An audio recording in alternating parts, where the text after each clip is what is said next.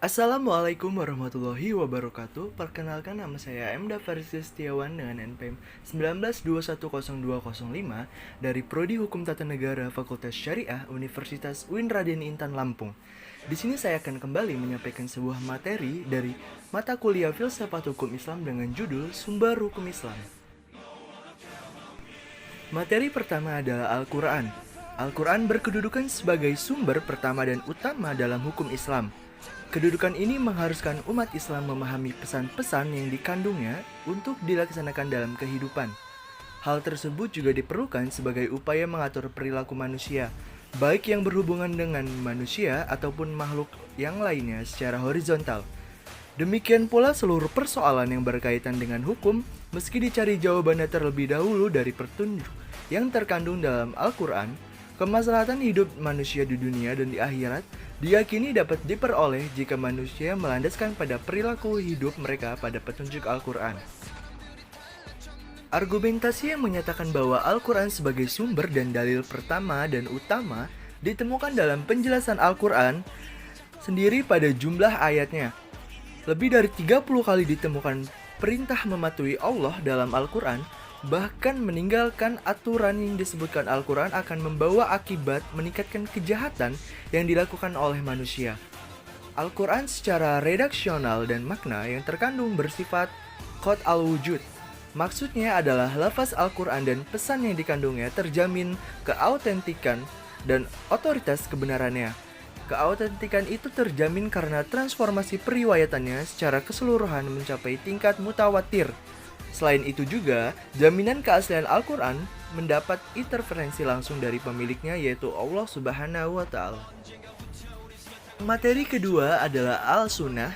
Nah, pada uraian sebelumnya telah dijelaskan bahwa Al-Quran sebagai sumber utama dan yang paling utama dari hukum Islam yang bersifat global, yang membutuhkan penjelasan secara operasional. Nabi Muhammad SAW sebagai penyampaian ajaran Al-Quran diberi otoritas oleh Tuhan atau Allah untuk menyampaikan atau menjelaskan lebih lanjut apa yang telah diwahyukan kepadanya. Dengan demikian, Al-Sunnah baik dalam bentuk perkataan, perbuatan maupun dalam bentuk takrir berkedudukan sebagai sumber kedua setelah Al-Quran. Kedudukan Al-Sunnah sebagaimana disebutkan di atas berdasarkan argumentasi bahwa secara normatif ditemukan ayat Al-Quran yang menyeluruh untuk saat kepada Rasulullah. Ketaatan tersebut kepada Rasul sering dikaitkan dengan ketaatan kepada Allah Subhanahu wa Ta'ala. Seperti yang ditemukan pada surat An-Nisa ayat 13, artinya hukum-hukum tersebut itu adalah ketentuan dari Allah. Barang siapa taat kepada Allah dan Rasulnya, niscaya Allah memasukkannya ke dalam surga. Al-Quran sering menetapkan keimanan kepada Rasul sama dengan kewajiban beriman kepada Allah Subhanahu wa Ta'ala. Disebutkan juga dalam surat Al-A'raf ayat 158. Penegasan Al-Quran juga menyebutkan bahwa perbuatan Rasul berdasarkan wahyu yang diturunkan kepadanya, seperti yang disebutkan dalam surat An-Najm ayat 3 yang artinya, dan tidaklah diucapkannya itu Al-Quran menurut kaum hawa nafsunya. Materi yang ketiga adalah akal dan profeksi istihad. Yang pertama ada pengertian akal. Akal menurut Al-Quran, lebih khususnya menurut pengertian pra-Islam, yaitu bahwa memerhatikan alam sekitarnya dengan otak, yang dimana otak adalah organ tubuh akal. Artinya, akal itu sendiri terdapat dalam otak seseorang yang digunakan untuk berpikir, dan berdasarkan pemikiran itu, maka lahirlah suatu ide atau gagasan mengenai suatu masalah yang dipikirkan. Sebagaimana telah kita ketahui bahwa Allah Subhanahu wa Ta'ala menciptakan manusia berbeda berdasarkan akalnya dengan makhluk hidup lainnya seperti hewan dan tumbuhan. Berdasarkan perspektif Islam, peran akan dibagi menjadi dua, yaitu yang pertama memahami nilai-nilai ajaran agama. Apabila ada doktrin yang kurang jelas, akal akan merumuskan pelaksanaannya. Adapun ketika sebuah doktrin agama memiliki nilai-nilai sosial, akal bertugas menerjemahkan dalam konteks kehidupan kekinian, bukan untuk mengubah doktrin, melainkan menemukan pelaksanaan doktrin. Yang kedua, akal bertugas memilih untuk menyeleksi doktrin agama. Terkadang Ada doktrin agama yang temporer atau Madianah dan doktrin agama yang selalu kontemporer atau Makiyah.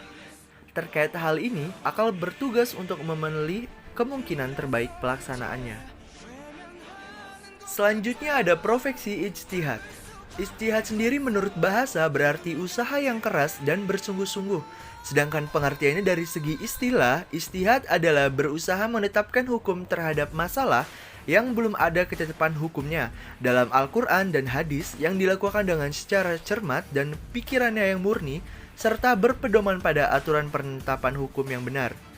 Rujukan ijtihad sendiri tetap pada Al-Quran dan hadis, dalam arti bahwa penetapan hukum ijtihad tidak boleh bertentangan dengan ayat-ayat Allah Subhanahu wa Ta'ala atau ajaran Rasulullah Shallallahu Alaihi Wasallam.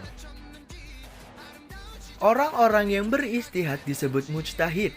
Antara mujtahid yang satu dengan mujtahid yang lainnya dalam menetapkan perkara yang belum ada ketentuan hukumnya dalam Al-Quran mungkin akan berbeda dalam memberikan penetapan hukum. Ada pendapat yang satu benar dan ada yang pendapat yang satu salah. Hal ini akan menjadi penilaian yang mempengaruhi hukum ijtihad menjadi sumber hukum yang ketiga.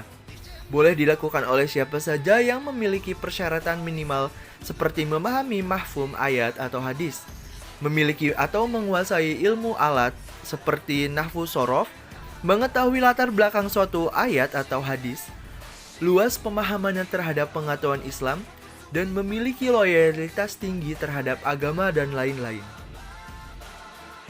Ijtihad sendiri ditetapkan atau diterapkan dengan beberapa cara, antara lain yaitu ijmad dan qiyas.